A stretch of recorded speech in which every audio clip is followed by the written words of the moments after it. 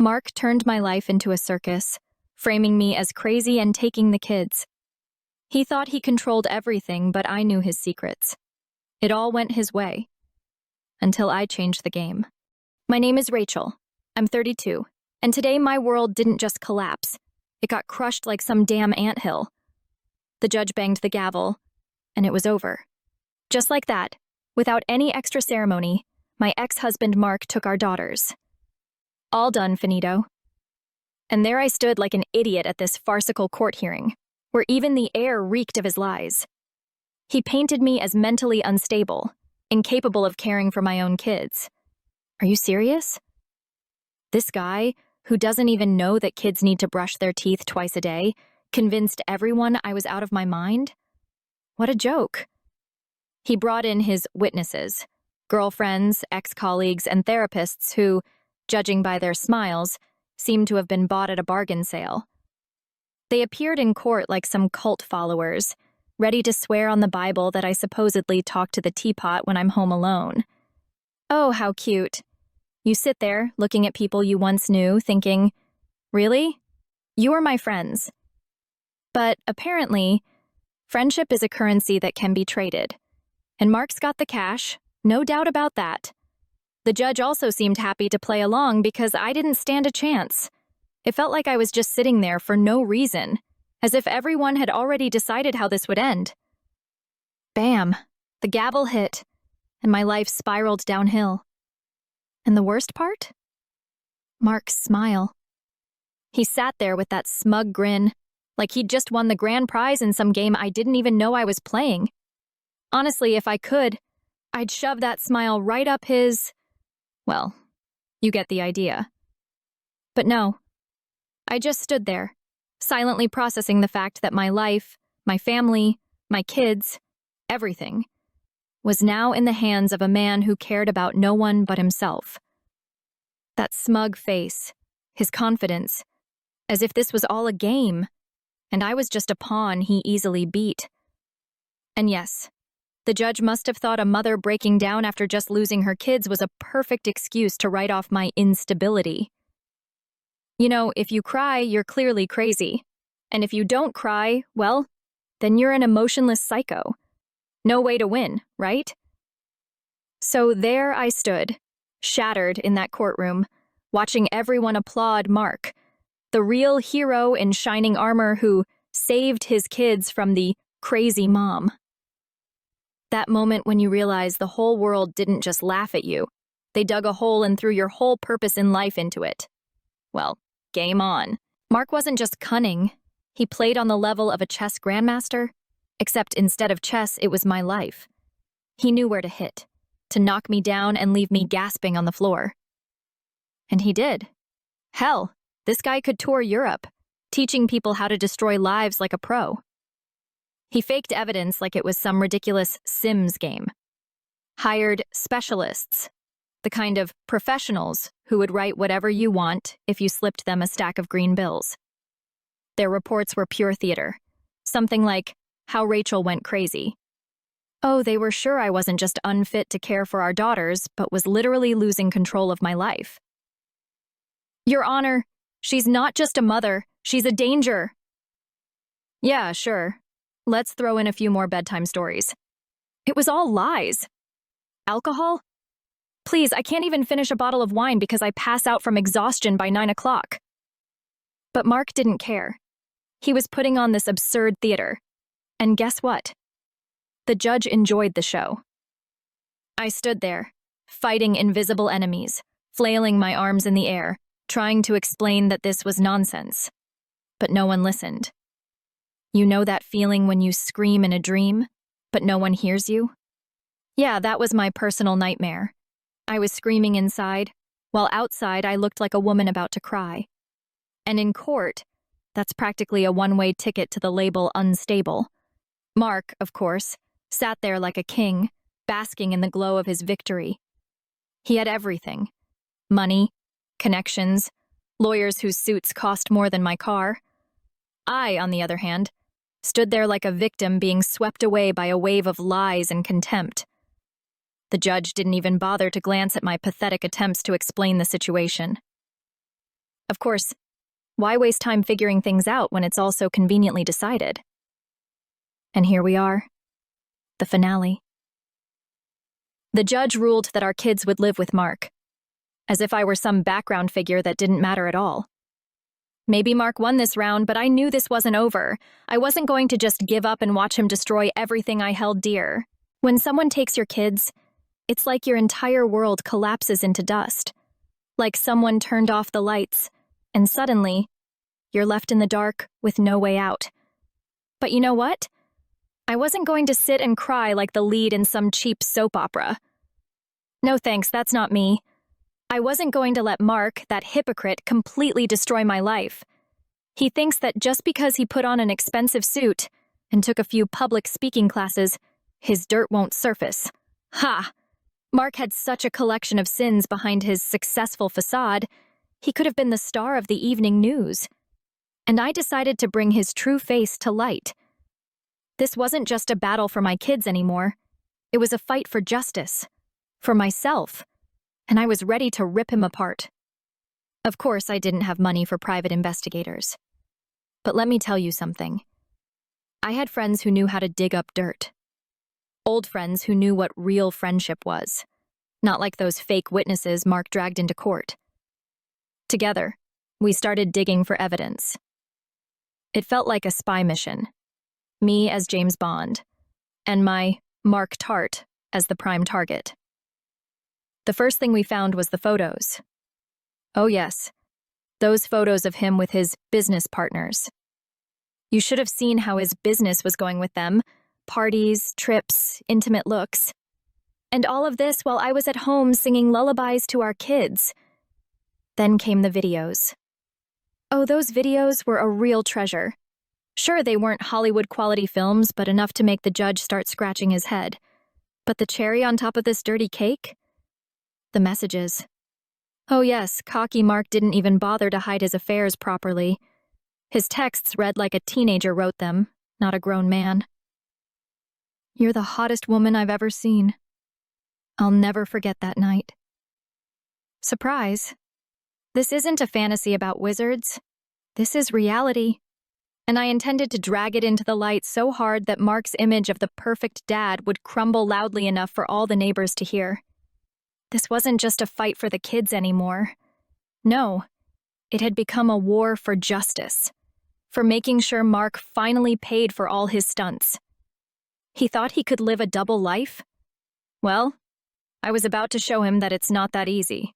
When you've got evidence like I did, you feel like a superhero ready to unmask the most cunning villain. After gathering all the photos, videos, and messages, I went to my lawyer. He looked at me like I'd just handed him a box of poisoned pastries. A skeptic, for sure. But as soon as he started going through the materials, his expression changed. His eyes narrowed, and I knew. Now he was in. "This is pure gold," he said. And I just smiled because I already knew that. The case no longer seemed hopeless to him. This guy was already mentally plotting how to dismantle Mark piece by piece. And me? I was relishing every second of it. We sat down to strategize like two generals planning a war. The lawyer with his knowledge of the system, and me, ready to bring out all the dirty laundry. "We'll file a motion for review," he said, like it was no big deal. But for me, it was a breakthrough. It was the first time in a long while that I felt I had a real shot. The court battle started again, and this time I had aces up my sleeve. Sure, it was risky to dive back into this filth, but my life and my children were on the line. I was ready to go all the way, and this time, I wasn't about to lose. Of course, Mark wasn't going to give up that easily. I expected him to pull every string he could as soon as it became clear that things were slipping out of his control. This guy was a master manipulator, and his army of friends and lawyers was ready to strike from any angle. No matter how you looked at it, Mark was the type who could buy off judges, attorneys, and probably even a few witnesses to once again make me look like the crazy one. So there I sat, waiting for the next blow, but this time I was ready. He could throw all the money he wanted at his legal dream team, But I had more than just the truth. I had proof. Just as I expected, Mark wasn't about to sit back and relax. This guy expertly played his "I'm the victim" card, like he was born on a Hollywood stage. First, he launched his campaign through the media. Oh, yes. Mark used the press to paint me as even more unhinged than before. Headlines blared, "Crazy mom on the edge. Can she be trusted with her kids?" Oh, yeah. A real drama worthy of an Oscar. He even managed to drag a couple of social workers into it. They wandered around like robots, parroting the same line. "We just want to protect the children." Well, of course, who wouldn't be for protecting kids? Smooth, Mark. Very smooth. But the clown show didn't stop there. He went further and started bribing witnesses. Oh, yes. He found a few souls who were more than willing to sell their words for a handful of cash. I can imagine how that conversation went. "Hey, want to make a quick buck? Just say Rachel got drunk and started talking to the TV." Oh, the creativity. And if that wasn't enough, he thought, threatening my friends was a good idea. Seriously? Going big, huh, Mark? He figured he could intimidate anyone who dared to stand by my side. "Girls, if any of you back her up, expect trouble." Straight out of a gangster drama. What's next? Anonymous letters cut out from magazine headlines? This was a dirty fight, with no rules and no honor. But you know what? I wasn't backing down. Yes, his attacks were getting nastier, but that only fueled my determination. With every new sleazy move Mark pulled, I grew stronger. He could try to smear my name all he wanted, but I knew one thing. The truth was on my side. This circus could go on forever, but I realized one thing. I wasn't going to let him win. Mark thought his money and connections would solve everything. But there was one thing he didn't count on: my willingness to fight to the bitter end. Just as I expected, Mark wasn't about to sit back and relax. This guy expertly played his "I'm the victim" card, like he was born on a Hollywood stage. First, he launched his campaign through the media. Oh, yes. Mark used the press to paint me as even more unhinged than before. Headlines blared, "Crazy mom on the edge. Can she be trusted with her kids?" Oh, yeah. A real drama worthy of an Oscar. He even managed to drag a couple of social workers into it. They wandered around like robots, parroting the same line. "We just want to protect the children." Well, of course, who wouldn't be for protecting kids? Smooth, Mark. Very smooth. But the clown show didn't stop there. He went further and started bribing witnesses. Oh, yes. He found a few souls who were more than willing to sell their words for a handful of cash. I can imagine how that conversation went. "Hey, want to make a quick buck? Just say Rachel got drunk and started talking to the TV." Oh, the creativity. And if that wasn't enough, he thought, threatening my friends was a good idea. Seriously? Going big, huh, Mark? He figured he could intimidate anyone who dared to stand by my side. "Girls, if any of you back her up, expect trouble." Straight out of a gangster drama. What's next? Anonymous letters cut out from magazine headlines? This was a dirty fight, with no rules and no honor. But you know what? I wasn't backing down. Yes, his attacks were getting nastier, but that only fueled my determination. With every new sleazy move Mark pulled, I grew stronger. He could try to smear my name all he wanted, but I knew one thing. The truth was on my side. This circus could go on forever, but I realized one thing. I wasn't going to let him win. Mark thought his money and connections would solve everything, but there was one thing he didn't count on: my willingness to fight to the bitter end. The final hearing was the moment when everything really went to hell for Mark. If before he'd at least tried to keep up the act of "everything's under control," now, faced with the evidence of his infidelities, he began to completely lose it. You know how it goes. When someone thinks they're getting away with everything, and then bam, reality slaps them in the face. That was Mark. When we laid everything out in court, from the photos to the messages with his mistresses, his perfect super dad image shattered instantly. He sat there, realizing the game was over, And at one point, he just snapped. Picture the scene. Mark, who'd always been so composed, starts screaming at his lawyers right in the middle of the courtroom, shouting things like, "What the hell am I paying you for if you can't plug this hole?" Let's just say his lawyers looked like they wished they were on a beach in Hawaii, far away from this disaster. But that wasn't the end of it. When Mark realized his lawyers weren't miracle workers and couldn't save him, he moved to the next stage of panic. He started threatening me right there in court. "You'll regret this, Rachel," he yelled, glaring at me with those furious eyes. The courtroom went silent, and I, feeling like a queen of drama, just smirked. "Seriously, Mark, you're threatening me here? In court? Bold move." But here's the funny part. The judge wasn't in the mood to tolerate that kind of behavior. He swiftly shut Mark down, looking at him like a misbehaving schoolboy, and said, "Mr. White, one more word, and I'll fine you for contempt of court." Mark clammed up so fast it was almost boring. All his bravado evaporated into thin air. And then, the climax. The judge finally delivered the verdict. He ruled that Mark was unfit to have custody of the kids. All his perfect dad moves amounted to nothing. The children were returned to me. It was a true victory. But the sweetest part? This wasn't the end for Mark. The judge also slapped him with penalties for his courtroom outburst and the dirty tricks he'd pulled throughout the case. Mark sat there like a defeated dog, looking at his lawyers as if waiting for them to find a way to undo reality. But you know, reality is a tough one. You can't just cancel it, especially when it's so brightly illuminated by the evidence of your downfall. After the court, Mark found himself in a pit so deep that even I didn't expect it.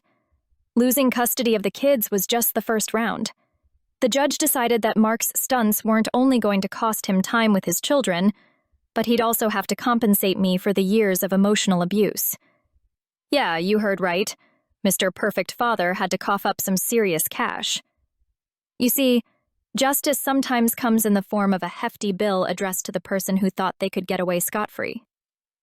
But here's where it gets really interesting. Mark's business started collapsing like a house of cards in a breeze. You know that moment when everything seems great until the wind blows, and then, bam, everything falls apart? Mark was exactly that type of guy who thought he was untouchable, but the truth turned out to be a much more powerful force than his money and connections. And just like that, his former friends and colleagues began turning their backs on him one by one. Funny, right? One minute, they're all lined up to shake his hand, and the next, they've all put their phones on airplane mode whenever his name popped up in the news. These people, predators really, can sense blood in the water. As soon as they realized Mark couldn't cover their backs anymore or bring them any benefit, they just left him to drown. It was actually kind of funny watching how they'd once lined up for his support, and now they scattered like rats when the ship started to sink. And me? I got my life back, my kids, and most importantly, my freedom. I stood in front of the mirror, looking at myself, and realized all of this was to show myself and the world that no one could break me. Mark, that hypocritical coward, thought he could keep me in the shadows forever? Ha! Who did he think he was, anyway? Now I was stronger than ever. My daughters and I began a new chapter, one where there was no place for fear or doubt. We returned to a life full of freedom and independence. And the best part? I knew I'd never let anyone play with my life again. This was my story, and I was going to write it by my own rules.